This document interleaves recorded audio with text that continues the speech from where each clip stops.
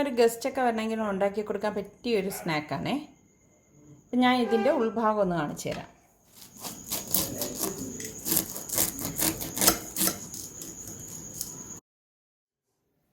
എല്ലാവർക്കും സലു കിച്ചണിലേക്ക് സ്വാഗതം. ഞാൻ സമീറ. എൻ്റെ ഒരു വ്യൂവർ ഹസീന OP എനിക്കൊരു റെസിപ്പി അയച്ചു തന്നിട്ടുണ്ടായിരുന്നു. കൊള്ളാം, ഞാനത് വായിച്ചപ്പോൾ നല്ലൊരു റെസിപ്പിയാണ്. അതിൽ ഞാൻ എൻ്റെതായിട്ടുള്ള മാറ്റങ്ങൾ വരുത്തി നിങ്ങൾക്ക് ഇഷ്ടമുള്ള രീതിയിലാണ് ഇന്ന് ഞാൻ കാണിച്ചു തരുന്നത്. അപ്പം നിങ്ങളും ഇതുപോലെ റെസിപ്പീസ് ഒക്കെ അയച്ചു തരികയാണെങ്കിൽ ഞാൻ ഇതുപോലെ നിങ്ങൾക്ക് ഇഷ്ടപ്പെടുന്ന രീതിയിൽ കാണിച്ചു തരുന്നതാണ്. അപ്പോൾ ഇതെങ്ങനെയാണ് തയ്യാറാക്കുന്നത് നമുക്ക് നോക്കാം. ഞാനിവിടെ 8 പീസ് ബ്രെഡ് എടുത്തിട്ടുണ്ട്. ഈ ബ്രെഡ് ഒന്ന് പൊടിച്ചെടുത്തിട്ട് വരാം. പിന്നെ ഞാൻ ഇതുപോലെ ഒരു റോബസ്റ്റ പഴമാണ് എടുത്തിരിക്കുന്നത്. ഇപ്പോൾ നമ്മളുടെ ഗൾഫിലൊക്കെ കിട്ടുന്ന മഞ്ഞപ്പഴമായാലും മതിയാകും. ഇതൊരു ബൗളിലേക്ക് ഇട്ടിട്ട് ഒന്ന് ഉടച്ചു കൊടുക്കാം. ഒരു പഴം മതിയാകും കേട്ടോ. പഴം കൂടിക്കഴിഞ്ഞാൽ എണ്ണ കുടിക്കും. ഇനി ഇതിലേക്ക് ഞാനിവിടെ 1/2 ടീസ്പൂൺ ഏലക്കപ്പൊടിയും 1/4 ടീസ്പൂൺ പട്ട പൊടിച്ചതും 3 ടേബിൾ സ്പൂൺ പഞ്ചസാരയും. പഞ്ചസാര നമ്മളുടെ മധുരത്തിന് ആവശ്യത്തിന് എടുത്താൽ മതി കേട്ടോ. 1 കപ്പ് തേങ്ങയും കൂടി ഇട്ട് ഇതെല്ലാം കൂട്ടിയിട്ടൊന്ന് മിക്സ് ചെയ്തെടുക്കാം. ഇനി നമുക്കിതിലേക്ക് ഈ പൊടിച്ച് വെച്ചിരിക്കുന്ന ബ്രെഡും കൂടി ഇട്ട് കൊടുക്കണം. ഇനി ഇത് കൈകൊണ്ട് നന്നായിട്ടൊന്ന് കുഴച്ചെടുക്കാം. വെള്ളം ഒന്നും ചേർക്കരുത് കേട്ടോ. ഈ ഒരു രീതിയിൽ തന്നെ നമുക്ക് കുഴച്ചെടുക്കാൻ പറ്റും. കാരണം പഴം ചേർത്തിട്ടുണ്ട്, പിന്നെ തേങ്ങയുണ്ട്.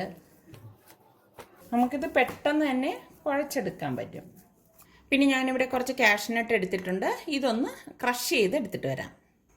ഇനി ഇതിലേക്ക് നമ്മൾ ഈ ക്രഷ് ചെയ്ത് വെച്ചിരിക്കുന്ന കാഷ്നട്ടും കൂടി ഇട്ടിട്ട് ഇതൊന്ന് കുഴച്ചെടുക്കാം.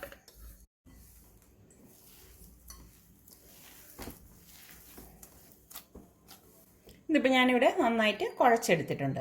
ഇനി ഞാനിവിടെ 2 റോബസ്റ്റ പഴം തന്നെ എടുത്തിട്ടുണ്ട്. ഞാൻ പറഞ്ഞില്ലേ, ഗൾഫിലുള്ള ആ മഞ്ഞപ്പഴമായാലും മതിയാകും.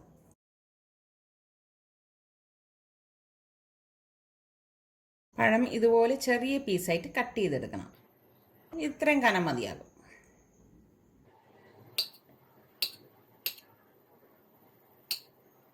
ഇതുപോലെ വേണം കട്ട് ചെയ്തെടുക്കാനുള്ളത്. ഇനി നമുക്ക് ഈ തയ്യാറാക്കി വെച്ചിരിക്കുന്ന കൂട്ട് കയ്യിലെടുത്തിട്ട് ഇതുപോലെ ഒന്ന് ഉരുട്ടിയിട്ടൊന്ന് പരത്തി കൊടുക്കണം. ഈ പഴം ഇതിനുള്ളിലേക്ക് വെച്ചിട്ട് ഇതങ്ങ് കവർ ചെയ്ത് കൊടുക്കാം. അതായത് ഇത് ഔട്ടറാണ്, മനസ്സിലായില്ലേ? ഒട്ടും ഗ്യാപ്പ് വരാൻ പാടില്ല കേട്ടോ. അങ്ങനെ ഗ്യാപ്പ് വന്നു കഴിഞ്ഞാൽ നമ്മൾ എണ്ണയിലേക്ക് ഇടുമ്പം പൊട്ടിപ്പോവും. കണ്ടോ? ഈ ഒരു രീതിയിൽ എടുക്കണം. നമുക്ക് എത്ര പഴം വേണോ അതിനനുസരിച്ച് എടുത്താൽ മതി കേട്ടോ.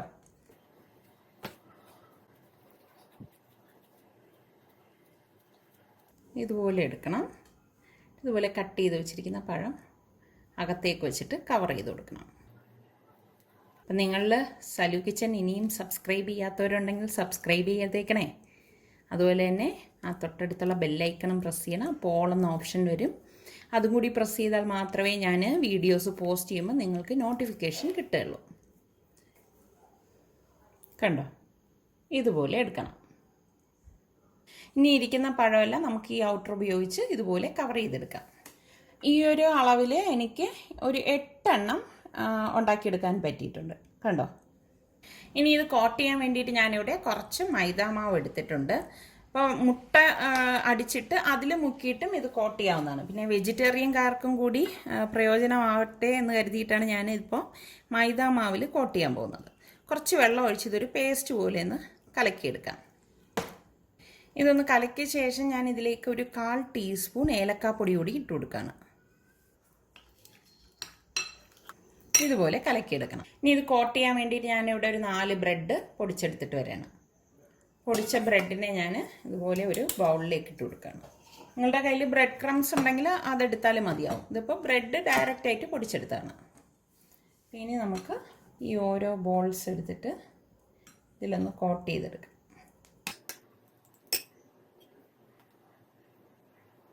ഇതുപോലെ എടുത്തിട്ട് ഈ ബ്രെഡ് ക്രംസിലിട്ടിട്ട് ഒന്ന് റോൾ ചെയ്തെടുക്കാം.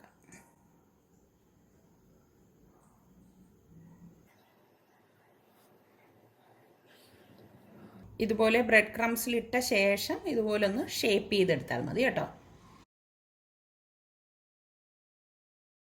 ഇതുപോലെ എടുക്കണം. ഇനി ഇരിക്കുന്ന എല്ലാം നമുക്ക് ഇതുപോലെ തന്നെ എടുക്കാം. ഇതെല്ലാം ഞാനിവിടെ ബ്രെഡ് ക്രംസിൽ കോട്ട് ചെയ്തെടുത്ത് വെച്ചിട്ടുണ്ട്. നമുക്കിനി ഇത് ഫ്രൈ ചെയ്തെടുക്കാം. ഞാനിവിടെ ഒരു ഇരുമ്പിച്ചട്ടി എടുത്തിട്ടുണ്ട്. ഇതിലേക്ക് ഫ്രൈ ചെയ്തെടുക്കാൻ പാകത്തിന് ഓയിൽ ഒഴിച്ചു കൊടുക്കുകയാണ്.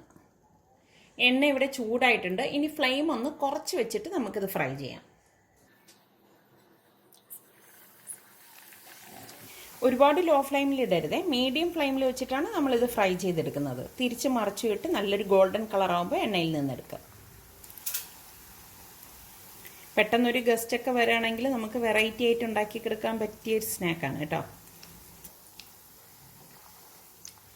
ഇതിവിടെ റെഡി ആയിട്ടുണ്ട്. അപ്പോൾ നമുക്കിത് എണ്ണയിൽ നിന്ന് മാറ്റിയിട്ട് ബാക്കിയിരിക്കുന്നത് ഇതുപോലെ തന്നെ ഇട്ട് ഫ്രൈ ചെയ്തെടുക്കാം. ഇതൊട്ടും എണ്ണ കുടിക്കുക ഒന്നും ചെയ്യത്തില്ല. ഇതിൻ്റെ പുറം ഭാഗം നല്ല ക്രിസ്പിനെസ് ആയിരിക്കും. കണ്ടോ? അങ്ങനെ നമ്മുടെ ക്രിസ്പി ബനാന റോൾ റെഡി ആയിട്ടുണ്ട്. നിങ്ങളെല്ലാവരും ട്രൈ ചെയ്ത് നോക്കണേ.